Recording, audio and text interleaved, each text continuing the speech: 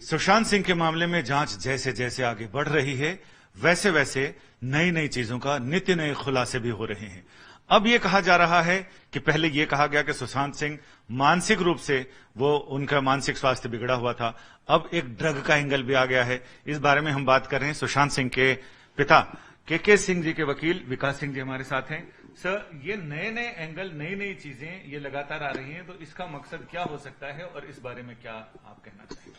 देखिए, नई बातें तो इसलिए आती रहेंगी ना, क्योंकि मुंबई पुलिस ने अपना जो कार्य था वो ठीक से किया नहीं। अगर वो शुरू में ही सारी इन्वेस्टिगेशन सही तरह से कर देते तो ये नई बातें आज तक खुलने का मौका नहीं आता। जहां तक रहा ड्रग्स का सवाल, परिवार की तरफ से जो एफआईआर दर्ज हुआ है उसमें हमने ओवरडोज की बात की है। ओवरडोज जब उस समय हमने सोचा था, जो हमारे मन में था, वो एक ओवरडोज ऑफ प्रिस्क्रिप्शन ड्रग था कि जो भी प्रिस्क्रिप्शन ड्रग उनको जो दिया जा रहा है किसी डॉक्टर के कहने पे, तो उसका ओवरडोज देने से कहीं ना कहीं उनके मानसिक स्थिति पे असर पड़ सकता है।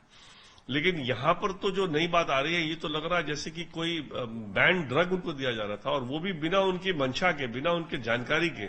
मतलब ये जो ड्रग था, ये चुपके से उनके मानसिक स्थिति को कंट्रोल करने के लिए ये ड्रग लगता है कि इस्तेमाल किया गया है, जैसा कि व्हाट्सएप चैट से अभी जाहिर हो रहा है। अब तो सीबीआई इस पे अब पूरी जांच जब कर लेगी तब पता चलेगा उन्होंने क्या स्टैंड फाइनली बनाया है इस केस को, लेकिन अभी तक तो यही लग रहा है। इस बारे में परिवार वालों को कुछ पता था कि वो ड्रग एडिक्ट है या कुछ ऐसा, इस तरह की जानकारी कुछ मिली होगी? ड्रग एडिक्ट तो दूर की बात, सुशांत ड्रग तो क्या, बिल्कुल इतना फिटनेस ओरिएंटेड था। आपने देखा है उनका फिटनेस का रेजीम, योगा भी करते थे, मेडिटेशन भी करते थे। तो अमूमन आप देखेंगे जो इतना फिटनेस ओरिएंटेड आदमी होता है वो ड्रग का सोच ही नहीं सकता, क्योंकि ड्रग और फिटनेस एकदम एक दूसरे से बिल्कुल विपरीत होते हैं। इसलिए परिवार को ड्रग का तो सवाल ही नहीं है, कोई तरह के नशे का परिवार को अंदेशा नहीं था। और जहां तक इस मामले का सवाल है, जब से रिया उनकी जिंदगी में आई, अप्रैल 19 में आई, सितंबर से कहीं ना कहीं उनकी मानसिक स्थिति जो है वो एंजाइटी के घेरे में आ गए, जो कि परिवार को मालूम है। हो सकता है पहले से आ गए होंगे, क्योंकि रिया ने कब से क्या ड्रग्स चालू कर दिया और कब से कंट्रोल में उनकी मानसिक स्थिति को काबू में करने के लिए पता नहीं क्या क्या नहीं किया।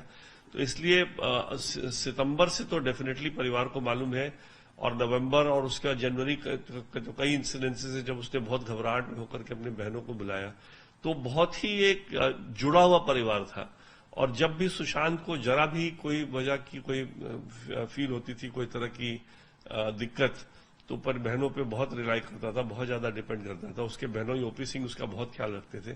तो इसलिए ये सब जो लोग हैं, उनके घर के लोग, ये अंदेशा तो दूर की बात, उनको सिर्फ ये लगता था कि कुछ इसकी मानसिक स्थिति में कुछ गड़बड़ है जब से रिया उनकी जिंदगी में आई। लेकिन इसके बावजूद, पता होने के बावजूद इतना टाइम लगा और वो रिया के चंगुल से मुक्त नहीं हो पाए या मुक्त नहीं करा पाए घर के लोग। देखिए, उस मामले में कहीं ना कहीं सुशांत को उसने कन्विंस शुरू में जरूर किया था, और बाद में कोई तरह से चंगुल में फंसा लिया, क्योंकि उसमें एक ये भी जिक्र आया है कि शायद वो बार बार थ्रेटन करती थी कि तुम्हारे मानसिक स्थिति को मैं खुलासा कर दूंगी। तो फिर वो एक ऐसा सेंसिटिव हो गए थे कि कहीं ये कुछ हम उनके खिलाफ न कर दें, उससे डरने भी लगे। तो इसलिए परिवार का भी हस्तक्षेप करना उस समय इसलिए लाजमी नहीं था, क्योंकि परिवार ने कहा कि हम अगर इसको कुछ ज्यादा, इसको मामले को हम आगे ले जाएंगे और कहीं वो उनकी मानसिक स्थिति को पब्लिक कर दे तो नुकसान तो अपने लड़के का हो जाएगा ना।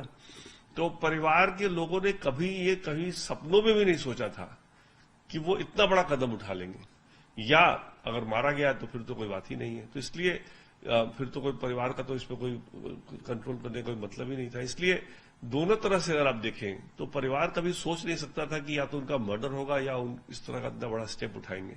इसलिए परिवार, चूंकि वो बड़े आदमी थे, उम्र भी 34 साल की उम्र थी उनकी, तो एक्सपेक्ट कर रहे थे कि वो अपने, और कहते भी थे बार बार कि मैं अपना संभाल लूंगा सारा। तो परिवार को बड़ा उम्मीद था, और उनको खाली काउंसलिंग करते थे कि भाई इन लोगों से अलग हो जाओ और अपनी जिंदगी जिस तरह से तुम्हारी चल रही थी 2019 तक उसी तरह से चलाओ, क्योंकि बुलंदी पे थे बिल्कुल, सारी पिक्चर उनके हिट हो रहे थे। तो इसलिए बड़ा दुख हुआ जब इस तरह से लास्ट में उन्होंने ऐसा बड़ा कदम उठा लिया। अगर कहीं परिवार को यह पता होता कि ऐसा भी कदम उठा लेंगे तो जरूर हस्तक्षेप बहुत पहले कर देते। तो ये आप लोगों को भी लग रहा है कि ये कदम उठाया या किसी ने इसके अंदर कोई साजिश है?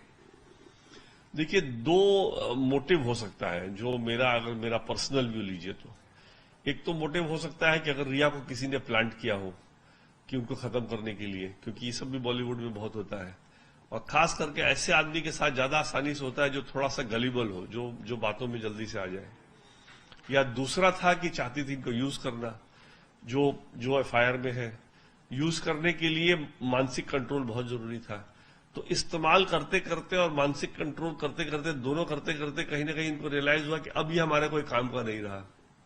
तो जो मानसिक स्थिति आप कंट्रोल करते हैं अपना कंट्रोल बनाने के लिए, उसी मानसिक स्थिति के गिरावट से वो किसी काम के नहीं रह गए। तो इसलिए ये दोनों मोटिव मेरे को समझ में आता है, जो कि उस दूसरे वाले में मानसिक स्थिति में उन्होंने डंप कर दिया, पहले वाले मानसिक स्थिति में उनका पर्पस सर्व हो गया। तो इसलिए दोनों तरह से अगर आप देखिए तो कहीं ना कहीं ये मोटिव खुलेगा बहुत जल्दी। तो आप लोग संतुष्ट हैं अभी तक जो सीबीआई की जांच जिस दिशा में आगे बढ़ रही है उसे लेकर?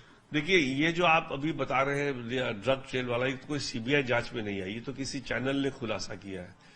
सीबीआई का हमको ये अंदेशा है कि जो अफसर उनमें चयन किए गए इस इन्वेस्टिगेशन के बड़े बहुत ही कॉम्पिटेंट अफसर्स हैं, इसलिए हमको अभी तक अंदाज है कि अच्छा कर रहे होंगे। लेकिन कोई हमारा डायरेक्ट संपर्क नहीं सीबीआई के अफसरों से कि वो क्या चल रहा है और उनके किस तरह का इन्वेस्टिगेशन चल रहा है या क्या उनको मिल रहा है इन्वेस्टिगेशन के दौरान। धन्यवाद।